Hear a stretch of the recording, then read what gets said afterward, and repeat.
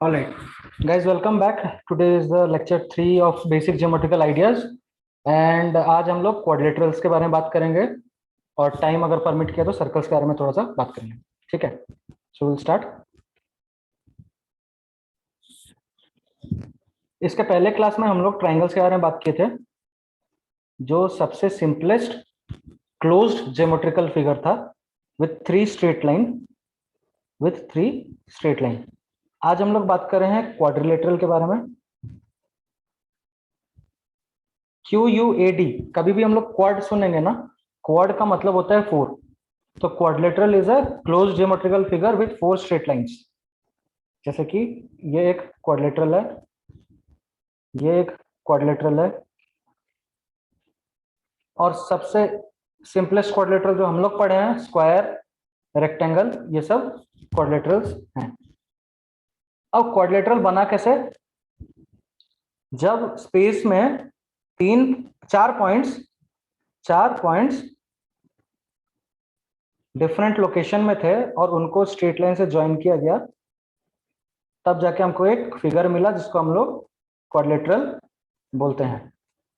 ये चारों जो पॉइंट है ना, A B C and D, इसका एक मेन पर्पस ये होना चाहिए कि कोई भी तीन पॉइंट कोलिनियर नहीं होना चाहिए. क्या बोल रहा हूं? कोई भी तीन पॉइंट कोलिनियर नहीं होने चाहिए. कोलिनियर का मतलब क्या है कि स्ट्रेट लाइन में नहीं होने चाहिए. मान लो अभी ए बी और सी, ये तीनों स्ट्रेट लाइन में होते, और एक पॉइंट डी यहाँ पे होता, तो मैं चाह के भी क्वाड्रिलेटरल नहीं बना पाता. क्या बन जाता? एक ट्रायंगल बन जाता. तो कंडीशन क्या है? The at least 3 point should not be collinear या should not be on a straight line. इतना बात समझ में आया? अब बात करते हैं एक बेसिक क्वाड्रिलेटरल के कुछ पार्ट्स के बारे में.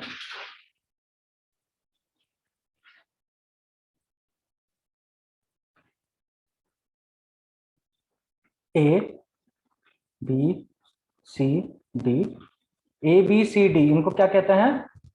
Vertex.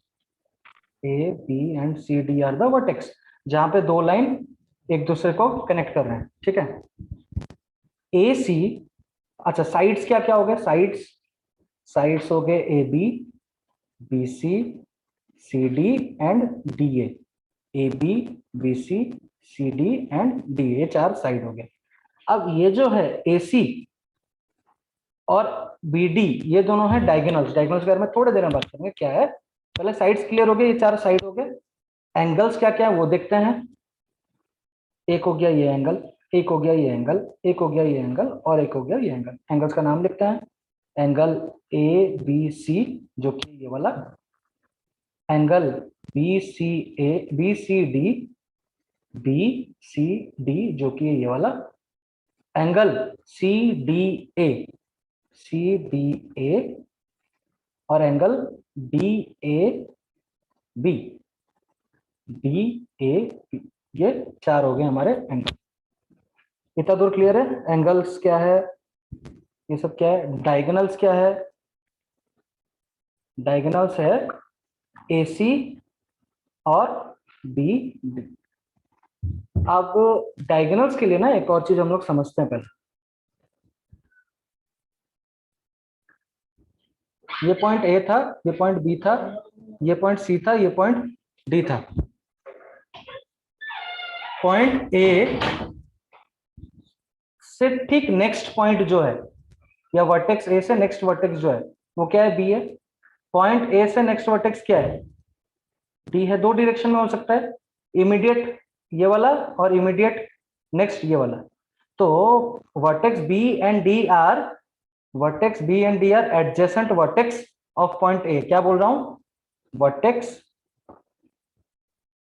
B and D are adjacent vertex to vertex A. Vertex A के एडजेसेंट मतलब भाई बहन. समझ में आया इतना दूर? एडजेसेंट वर्टेक्स क्या हो गया? अच्छा, उसी तरीके से अगर बात किया जाए एडजेसेंट साइड के बारे में, तो ए बी एक अगर साइड है, उससे लगा हुआ जो साइड होगा, मतलब जैसे AD और BC ये दोनों हो गए इसके adjacent sides. AD and BC are adjacent sides of AB। इतना दूर समझ में आया? AB and BC are the adjacent sides of AB। अच्छा, अब कैसे पता चलेगा एडजेसेंट साइड है? कि दोनों साइड्स में एक वर्टेक्स कॉमन होना चाहिए। जैसे इस दोनों में वर्टेक्स कॉमन कौन था? A था। इस दोनों में वर्टेक्स कॉमन कौन था? B था। तो ये पता चल जाएगा ये दोनों एडजेसेंट साइड्स हैं। ठीक है। अब जो एडजेसेंट नहीं है, जैसे कि ये वाला DC, ये एडजेसेंट नहीं है क्योंकि DC और AB में कोई कॉमन पॉइंट या कॉमन वर्टेक्स नहीं है। तो DC क्या कहलाएगा? DC is the opposite side. DC is the opposite side of AB। DC is the opposite side of AB। इतना दूर क्लियर हुआ? एडजेसेंट मतलब हमेशा उसके पास वाला, दोनों तरफ देखना, लेफ्ट राइट पास वाला। सिमिलरली जब हम लोग एंगल्स के बारे में बात करेंगे, मान लो ये x है, ये y है, ये z है, ये p है, 4 एंगल्स है। तो x का एडजेसेंट एंगल कौन होगा? उससे लग के जो एंगल है y p, ये दोनों। So angle y and angle p are adjacent angles of angle x। और वहीं angle z is the opposite angle of angle x। ठीक है, इतना दूर clear? Yes sir. Next, same हर बार करते आए हैं। इंटीरियर ऑफ कुछ भी पॉइंट्स जो इसके अंदर होगा, इंटीरियर ऑफ द क्वाड्रिलेटरल, जो पॉइंट्स यहाँ होंगे वो एक्सटीरियर ऑफ द क्वाड्रिलेटरल, और वो और एक हो सकता है on the boundary of the quadrilateral. ठीक है, जो पॉइंट्स इसके ऊपर होंगे वो सब हो जाएंगे on the boundary of the quadrilateral. एक और चीज बोल रहा है, क्वाड्रिलेटरल रीजन क्या है? क्वाड्रिलेटरल रीजन क्या है? ये सारे, मतलब ये जो जितना भी एरिया है ये प्लस ये चारों साइड मिला के क्वाड्रिलेटरल रीजन बनता है। ये चारों side included with the area included with in it is called as the quadrilateral region. I hope this is clear, right? बस क्वाड्रिलेटरल में इतना है। With that we can do 10D from our composite maths. Will move to the next section called circle.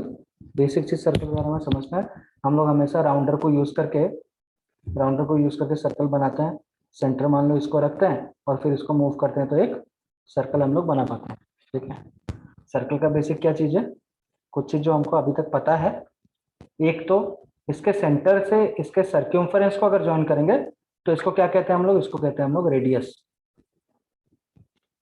अगर एक ऐसा line draw करेंगे जो इसके सेंटर को देते हुए जाए और सर्कल को दो डिफरेंट पॉइंट पे, एक ये पॉइंट और एक ये पॉइंट, इस पॉइंट पे क्रॉस टच करे, तो इस लाइन को कहेंगे हम लोग डायामीटर।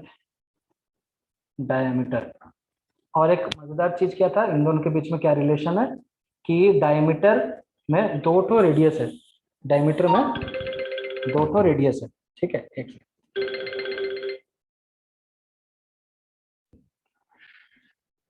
ठीक है, यहां तक हम लोग किए। रेडियस, डायमीटर, इसको बोलते हैं सेंटर ऑफ द सर्कल। क्या बोलते हैं? Centre of the circle. इसको बोलते हैं सर्क्यूम्फरेंस। मतलब अगर सर्कल के चारों तरफ चल के आएंगे तो जितना डिस्टेंस कवर करेंगे उसको हम लोग बोलेंगे सर्क्यूम्फरेंस। ठीक है, एक और चीज, कोई भी लाइन जो सर्कल को दो डिफरेंट पॉइंट पे टच करे इसको हम लोग कॉर्ड बोलते हैं। क्या बोलते हैं? Cord, CHORD, cord. बड़ा इंटरेस्टिंग चीज है कि जैसे जैसे मैं ऐसे ऊपर जाऊंगा तो एक लाइन ऐसा भी आएगा जो सेंटर को देते हुए जाएगा, और जो सेंटर को देते हुए जाता है उसको हम लोग क्या बोलते थे? उसको बोलते थे डायमीटर। और फिर जैसे और ऊपर जाऊंगा तो ये छोटा होते जाएगा, नहीं, लाइन मेरा छोटे होते जा रहा है। यहाँ भी नीचे से जब ऊपर जा रहा हूँ तो लाइन बड़ा होते हुए यहाँ तक पहुंच रहा है, और उसके बाद यहाँ से फिर छोटा होते जा रहा है। तो हमको क्या पता चलता है कि diameter is the longest chord, diameter is the longest chord. ठीक है, Yes, sir. सेम फिर आता है concept exterior of the circle, interior of the circle, on the boundary of the circle.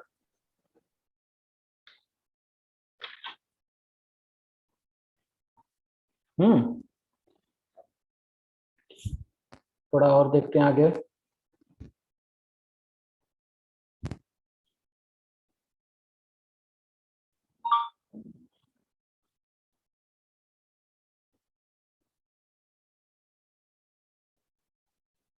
ये एक लाइन है, ए B C D.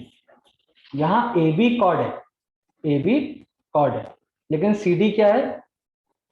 C D क्या है? सी डी को सेकंड बुलाते हैं। क्या बुलाते हैं? सेकंड बुलाते हैं। तो सी डी क्या हो गया? A line that intersects the circle eight two distinct point. Two distinct मतलब दो अलग अलग जगह पे। A line that intersects the circle at two distinct points is called as a secant. A line segment that intersects the circle at two distinct points is called as a chord.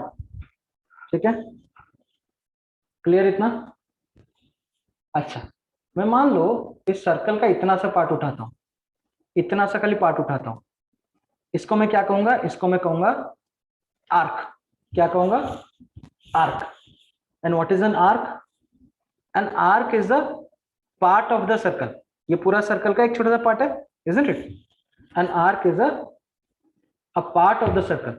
ठीक है, अभी next, पूरे circle का आधा को क्या कहा जाएगा? Semi circle. छोटा छोटा कॉन्सेप्ट है, semi circle.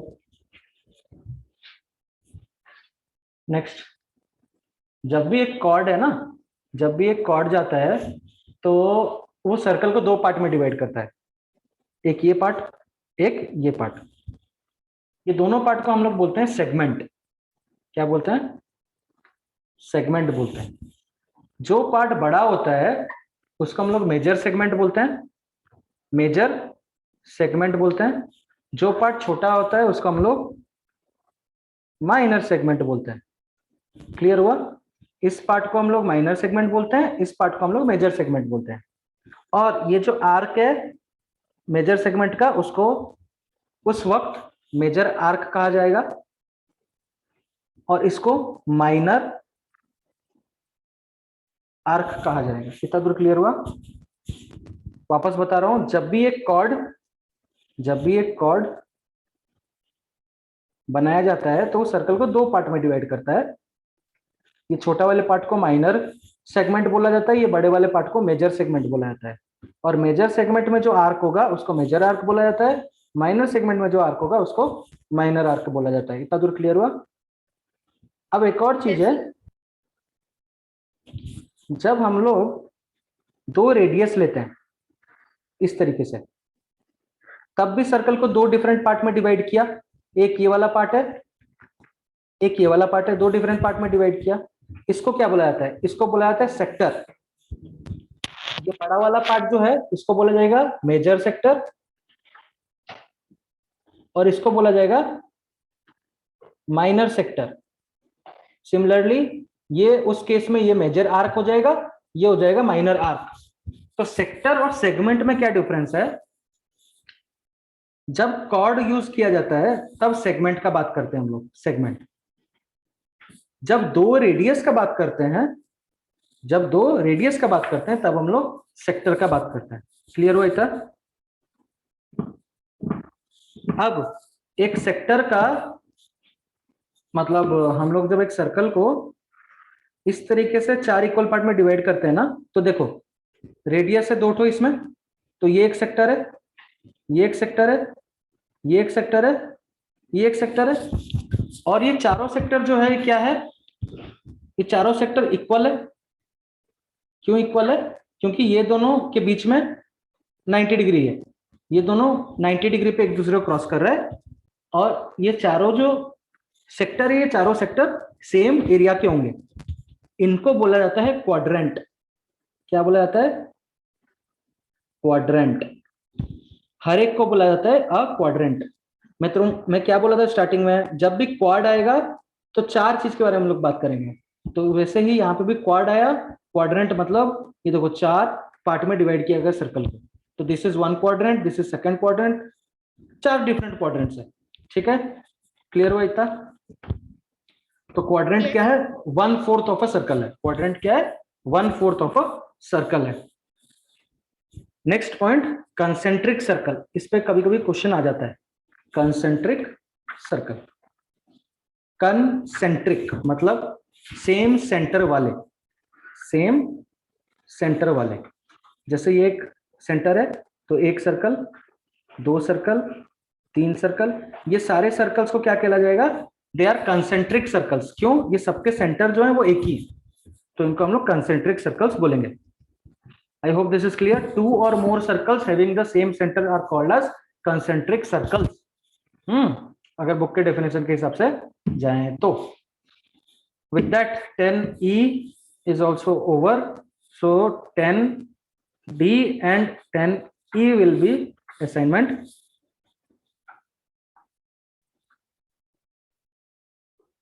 So guys, this will be assignment from MathWiz. Till then, bye. Take care. See you in the next class.